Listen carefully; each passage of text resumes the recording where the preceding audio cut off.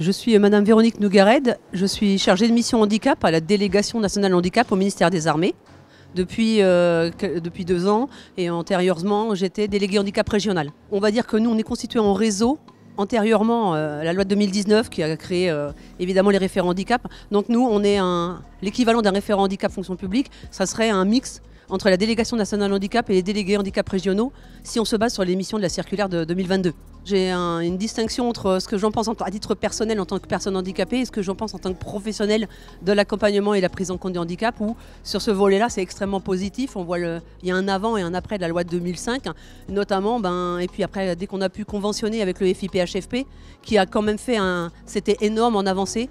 C'était le nerf de la guerre étant l'argent, on avait l'argent. On avait les personnes formées, donc on a eu une autre formation de notre réseau, ce qui fait qu'une fois qu'on a ça, on n'a plus qu'à avancer. Donc on a pu relativement vite, en plus de 10 ans au ministère des Armées, avancer sur la formation, les sensibilisations, mettre en place des formations spécifiques managers, pas seulement ceux en difficulté. Dans toutes les formations initiales, toutes les catégories de grades, on a mis des formations initiales avec un module handicap de 2 heures. Ce qui fait que l'intégralité des personnels dans un parcours ne peut pas échapper aux formations, aux sensibilisations. Les aménagements de poste, c'était le gros volet, le gros travail des premières années, puisque quand on partait de quasi rien, donc on va dire que l'aménagement, petit à petit, au fil du temps, avec les conventionnements FIPHFP et l'amélioration en fait, de la collaboration, on a pu faire évoluer également sur de l'aménagement immatériel, donc organisationnel, toutes les aides humaines, les job coaching. Et ça nous a abouti il y a 5 ans ou 6 ans de recruter, faire des conventions pour des recrutements d'autistes Asperger avec et nouer des partenariats de spécialistes pour les sensibilisations, pour les formations. Voilà. Et puis l'accompagnement du réseau en continu. Parce qu'on est amené à former les autres, donc on se forme nous-mêmes. On a vu une progression qui a été énorme au démarrage, puisqu'ils partaient de rien, donc zéro info. Au fil du temps, maintenant, parce que c'est on entend beaucoup parler, dans toutes les formations de cursus et de carrière, on entend parler de handicap, donc il y a une évolution des mentalités, des connaissances sociétales aussi qui évoluent. Donc aujourd'hui, on ne trouve plus de managers qui quand je leur pose la question, qu'est-ce que c'est que le handicap, ils me disent fauteuil roulant, canne blanche, tout ça. Non, maintenant, 98% des managers me parlent de handicap visible, invisible. Et les contraintes qu'ils décrivent sont celles valables pour toutes les déficiences. Alors qu'il y a quelques années, ils ciblaient uniquement le handicap visible par une compensation, et donc ils ciblaient de force que très peu de déficiences.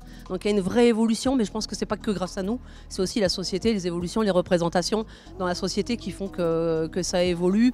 Mais grâce aux formations aussi, on fait avancer les choses. Au moins de faire connaître le réseau. Le gros achoppement que tout le monde remarque, moi je suis handicapé physique et moteur, mais j'ai d'autres maladies, c'est le problème d'accessibilité, l'accessibilité universelle dont on rêve mais qu'on ne peut pas avoir, dont on nous parle régulièrement. Là, on a vu avec les JO, on avait beaucoup d'espoir, mais pourtant je suis partie du groupe d'experts d'usage de la DIJOP pour travailler pour la préparation des JO. On se rend compte de la réalité. Je peux aller à mon entraînement de tennis de table, mais je peux faire aucune compétition, aucun site n'est accessible. Et c'est pas prévu. Donc c'est l'accessibilité des transports, les bus qui s'arrêtent pas parce qu'ils ont des contraintes de temps. Ça prend trop de temps de descendre une rampe, de faire monter une personne handicapée en fauteuil. Donc ils passent devant, ils s'arrêtent pas. Ils prennent pas le temps de descendre la rampe ou le bus. C'est des tas de choses qui sont faites ou pas faites d'ailleurs. Annoncer des grandes annonces, beaucoup d'annonces. Et dans le concret, ça change pas. Et je l'ai dit tout à l'heure, c'est la possibilité.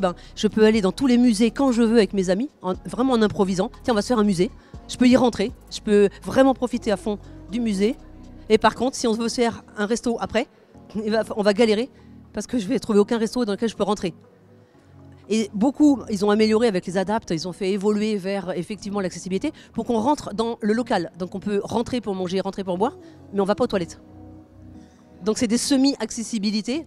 Dans les agendas d'accessibilité programmés, ils ont un peu triché en disant on rend accessible le lieu d'accueil, mais pas au-delà. Ce qui fait que, autant dire pour nous, ce n'est pas une accessibilité. Une grosse marge de progression, mais un vrai investissement qu'il faut être concret. Alors certes, c'est lié à l'argent, mais parfois les lieux publics, là pour le sport, tout simplement, la plupart des lieux de compétition sont des lieux des collèges et des lycées. Comment se fait-il que les salles de sport ne soient pas accessibles du tout, encore maintenant? Et là, ils accueillent du public.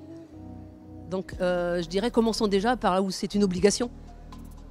Et voilà, on attaque la fonction publique, mais les mairies, aujourd'hui, on peut y aller, tous les lieux de service public. C'est vrai que tout est fait. Maintenant, il y a des lieux publics qui ne sont pas des lieux de service public. Et là, il y a des efforts à faire.